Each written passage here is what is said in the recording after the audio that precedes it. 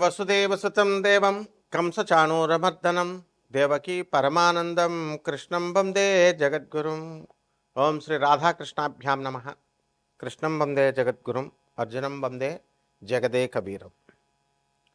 ప్రతి మనిషి కూడా అప్పుల్లో ఉన్నానండి, మరి ఈ అప్పుల బాధ నుంచి నేను ఏ విధంగా బయటపడాలండి అని ప్రయత్నిస్తూ ఉంటారు. మరి 10,000 రూపాయల జీతం దగ్గర నుంచి ఒక 4-5 లక్షల రూపాయల జీతగాళ్ళు కూడా అప్పులు అనేటటువంటివి తప్పవు. దీనికి కారణం కుజుడు. ఆ కుజగ్రహము మనకి మీనరాశిలో 2 ఏప్రిల్ 2026 సంవత్సరం నుంచి ప్రవేశం జరుగుతోంది. అదేవిధంగా మేషరాశికి స్వక్షేత్రగతుడై మరి 11 మే 2026 సంవత్సరం రోజున ప్రవేశిస్తాడు. అలాగే ఆదాయాలు కనుక మనకు బాగా పెరిగినట్లయితే, వ్యాపార అభివృద్ధి మనకు బాగా పెరిగినట్లయితే మనకి ఈ అప్పుల బాధల నుంచి మనం బయటపడచ్చు అని చాలామంది అనుకుంటూ ఉంటారు. కానీ విచిత్రం ఏంటంటే, మీకు ఆదాయాలు ఎంత బాగా పెరిగినప్పటికీ కూడా ఖర్చులు కూడా మీకు తెలియకుండా ఖర్చులు అయిపోవడం అనేటటువంటిది సంభవిస్తూ ఉంటుంది. బంధువుల వల్ల, పరివారం వల్ల, లేకపోతే విందు వినోద కార్యక్రమాల వల్ల, వేరే వేరే ఊర్లు, హనీమూన్లు, తర్వాత తీర్థయాత్రలు, ఈ రకంగా ఏదో రకంగా మరి బంధువుల పెళ్ళిళ్ళు, తర్వాత ప్రతిదానికి వెళ్ళడం, ఈ రకంగా మరి ఖర్చులు అయిపోతూ ఉంటాయి. ఇది అనివార్యం. అటువంటి ఏ కారణంగా వస్తుందంటే గురుడు యొక్క వ్యయస్థితి కారణంగా కొన్ని స్థానాల్లో గురుడు ప్రవేశించడం ద్వారా మనకి ఈ అధిక అనవసరమైనటువంటి వ్యయం మనకి కలుగుతూ ఉంటుంది. మనకు అటువంటి గురుడు కర్కాటక రాశిలోకి మరి 2 జూన్ 2026 సంవత్సరం నుంచి ప్రవేశించడం జరుగుతుంది. అది 31/10/2026 సంవత్సరం వరకు ఉంటుంది. మరి ఏమండి, మాకు ఇప్పుడు 15 లక్షలు, ఒక 20 లక్షల రూపాయల అప్పులు ఉన్నాయండి. ఇవి అన్నీ చిన్న సైజు వాళ్ళ కోరికలు. ఇవి తీర్పోవాలా? దీనికి ఏదైనా సరే ఒక మంత్రం ఇవ్వండి, ఒక యక్షిణి మంత్రం ఇవ్వండి, లేకపోతే చక్కగా తొందరగా వచ్చేటటువంటి ఒక ఉపాయము. ఈ మధ్యకాలంలో రెమెడీస్ అందరూ చెప్పడం వల్ల పాపం ఆ రెమెడీస్ వల్ల తొందరగా మీకు ఫలితాలు వస్తాయేమో అనేటటువంటి ఆశతో ప్రతి ఒక్కళ్ళు కూడా రెమెడీస్ చెప్పండి అని అడుగుతూ ఉంటారు. అసలు మీ జాతకం ఏమిటి?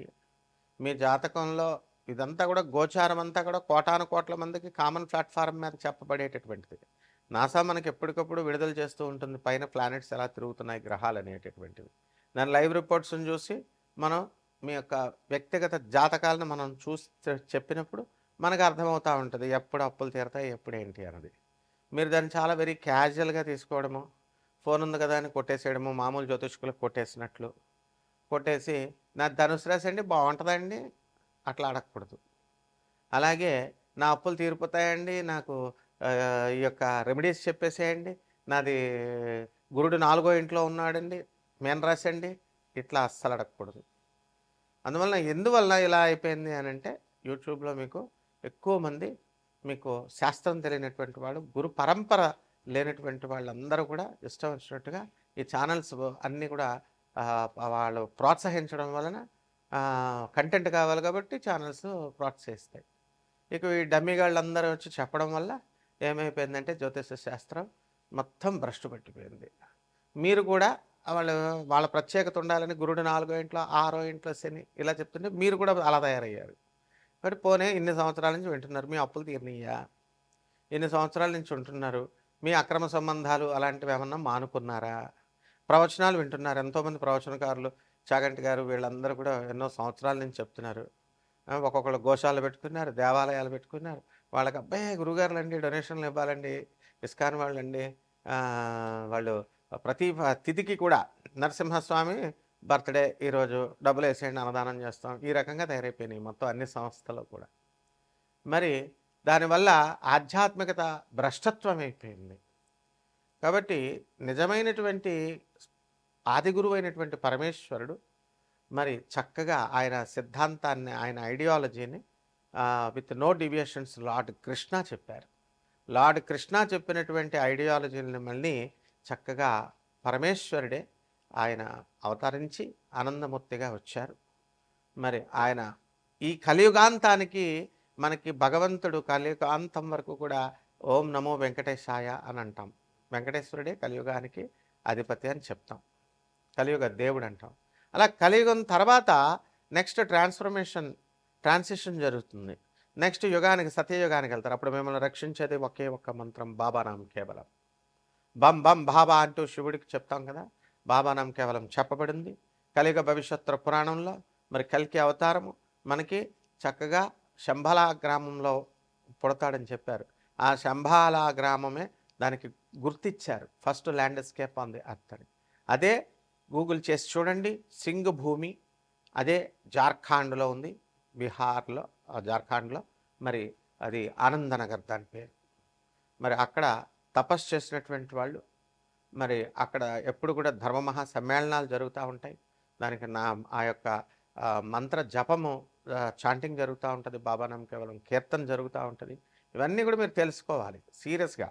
ఎందుకంటే లార్డ్ కృష్ణ మధురలో పుట్టాడు, దట్స్ ఆల్. గోకులంలో పెరిగాడు. రాముడు అయోధ్యలో పుట్టాడు, అయోధ్యలో పెరిగాడు, అంతే.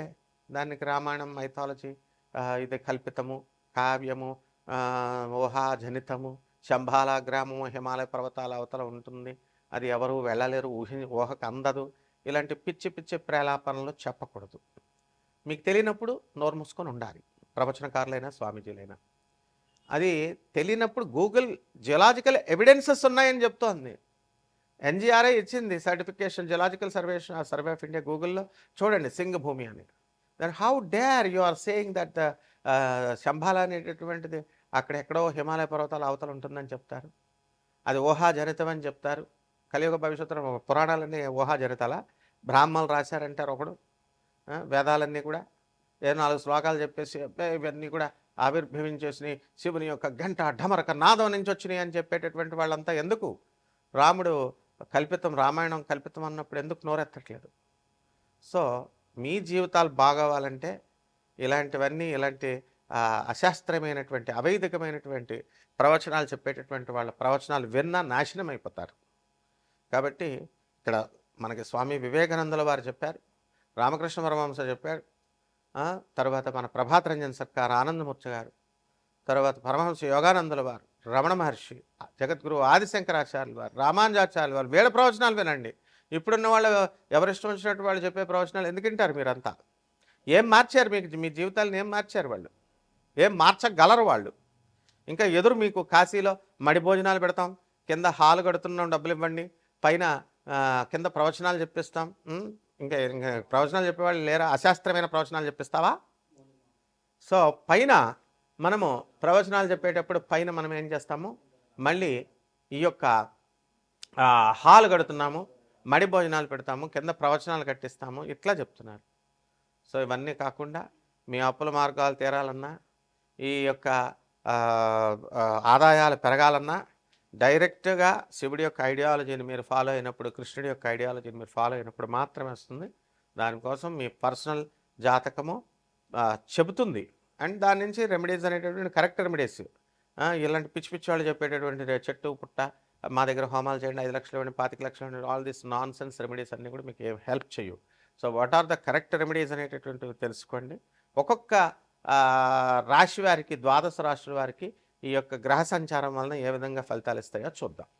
కన్యారాశి, ఈ కన్యారాశి వారికి అందరికీ కూడా మనకి లాభములో ఉన్నటువంటి ఈ యొక్క గురుగ్రహ ప్రభావం వలన 2 జూన్ 2026 సంవత్సరం నుంచి తిరుగు లేకుండా ఎదుగుతారు.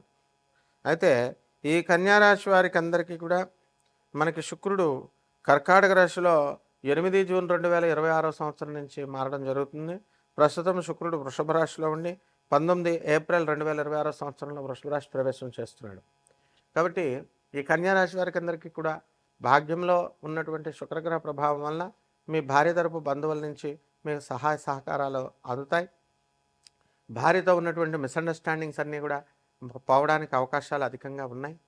గతంలో మీరందరూ కూడా కోర్టు కేసుల్లో ఇరుక్కోవడము ఇలాంటివన్నీ కూడా ఉన్నాయి. భార్యాభర్తలు ఇద్దరు కూడా ఒకే ఊరిలో ఉంటూ వేరే వేరే ఇళ్లల్లో ఉండడం, ఒకే ఇంట్లో ఉంటూ వేరే వేరే గదుల్లో ఉండడం, వేరే వేరే ఒకే ఇంట్లో ఉన్నా సరే వేరే వేరే వంటలు చేసుకోవడం, ఇలాంటివన్నీ కూడా కాలక్రమేణా నెమ్మదంగా తగ్గిపోయినాయి. అయితే డైవర్సుల్లాగా వెళ్ళిపోలేదు ఈ యొక్క కన్యా రాశి వాళ్ళు.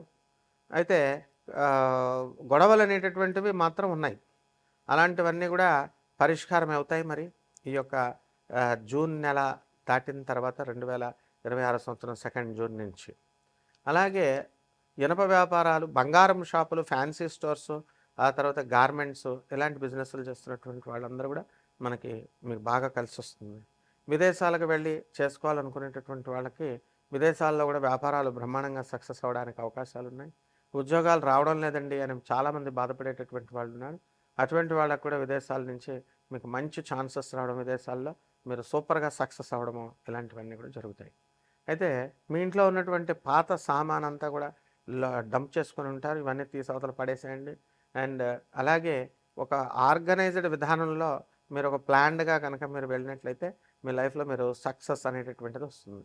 లేకపోతే విద్యార్థుల దగ్గరికి వచ్చేసరికి మరి కేంద్ర స్థితి కారకుడైనటువంటి కేంద్రంలో ఉన్నటువంటి రాజ్యస్థితిలో ఉన్నటువంటి గురుగ్రహ ప్రభావం వలన విద్యార్థులందరూ కూడా చాలా చక్కగా చదువుకోవడము, మంచి మార్కులతో పాస్ అవ్వడము, ఇలాంటివన్నీ కూడా జరుగుతాయి. అలాగే మీ సొంత ఇళ్లల్లోకి వెళ్ళేటటువంటి అవకాశాలు ఉన్నాయి. అలాగే ఇళ్ళు కట్టుకొని చక్కగా ముందుకు వెళ్ళడం అనేటటువంటివి జరుగుతాయి. అలాగే కొత్తగా పొలాలు కొంటారు, స్థలాలు కొంటారు. అలాగే ఈ యొక్క ఆస్తులు జమ చేసుకోవడం, ఇవన్నీ ఉంటాయి. ఇవన్నీ బాగానే ఉన్నాయి. అయితే పేదవారికి, అనాథలకి, వికలాంగులకి, సాధువులకి దాన ధర్మాలు చేసుకోవాలి. మీరు కంపల్సరీ చేసుకోకపోతే లక్ష్మి హరిస్తుంది. ఇది ఎవరు కూడా చెప్పరు. కాబట్టి పరిహారాలు ఏమిటంటే ఈ యొక్క రాశి వారికి బుధుడు అస్సలు బాగుండలేదు. మీ మాట తీరు బాగోకపోవడం వల్ల అందరూ కూడా మీకు శత్రువులు అవడానికి అవకాశం ఉన్నాయి. కాబట్టి బుధ జపం చేసుకోండి, బుధ స్తోత్రాలు చదవండి. బుధుడికి కిలోంపావు పెసల్ని, ఆకుపచ్చ రంగు ఉన్నటువంటి వస్త్రాలనిచ్చి పేద బ్రాహ్మణులకి బుధవారం నాడు ఉదయం 7 గంటలకి దానం చేసుకోండి. దశమహావిద్యల్లో ఒకటైనటువంటి త్రిపుర భైరవి అమ్మవారి యొక్క సాధన చేసుకోవడం ద్వారా, అలాగే పాతాళ భైరవి మంత్ర జపం చేసుకోవడం ద్వారా బ్రహ్మాండంగా ఉంటుంది. శుభమస్తు.